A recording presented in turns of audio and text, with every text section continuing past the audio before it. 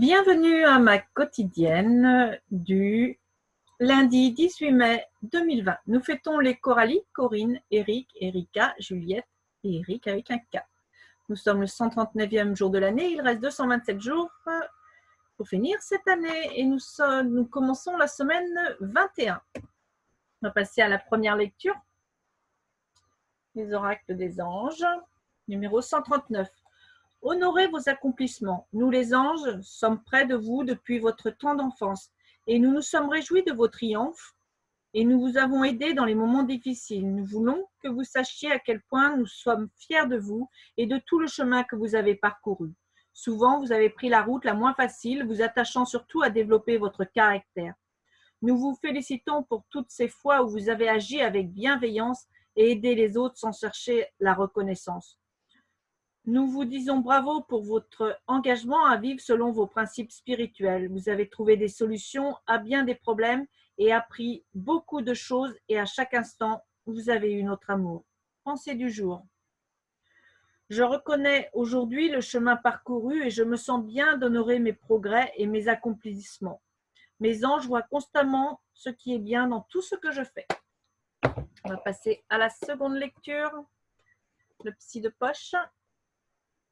Hop, et numéro 13. Pourquoi ma nature est-elle bonne?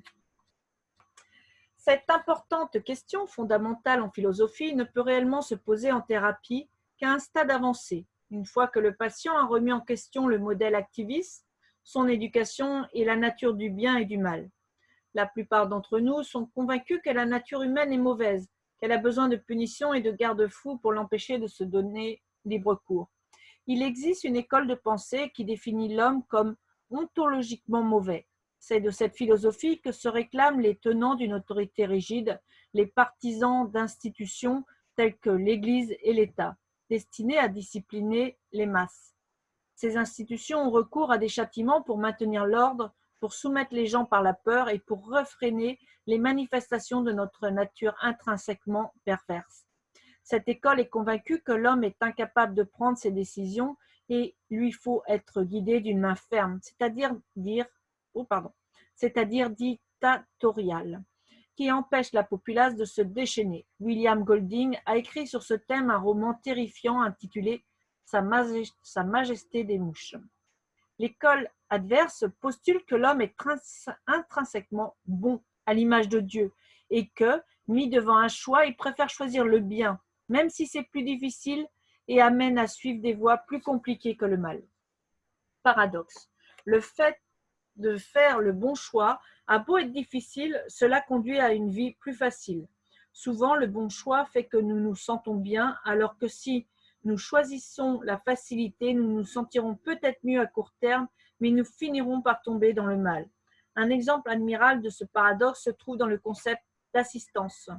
D'après le modèle activiste, toutes les formes d'assistanat sont bonnes, or c'est faux. Les gens que l'on materne ou que l'on déresponsabilise ne peuvent pas se sentir maîtres de leur vie.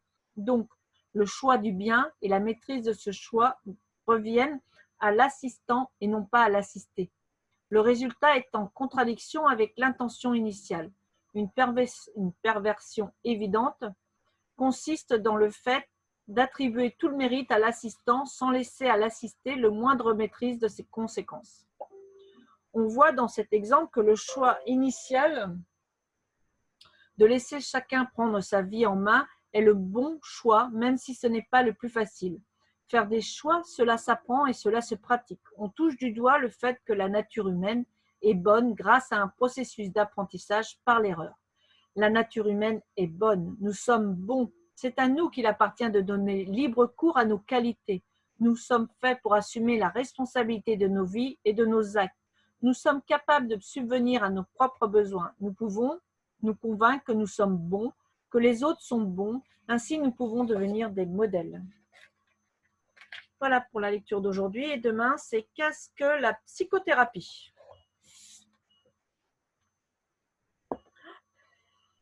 Donc, voici pour les lectures du jour, que c'est termine.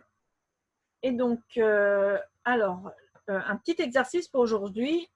Changer de dialogue intérieur. C'est toujours extrait de Ta deuxième vie commence quand tu comprends que tu en as qu'une. Donc, pour y parvenir, une technique qui a fait ses preuves, répéter chaque matin devant le miroir des affirmations positives sur toi-même.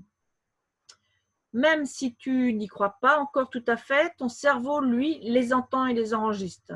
Tu y gagneras en bien-être et restaureras une image valorisée de toi-même. Voilà. Donc, prends plaisir à tout ce que tu vas faire aujourd'hui, ici et maintenant et en pleine conscience. Je te souhaite une très très belle journée, dans la joie et la bonne humeur, et je te dis à demain.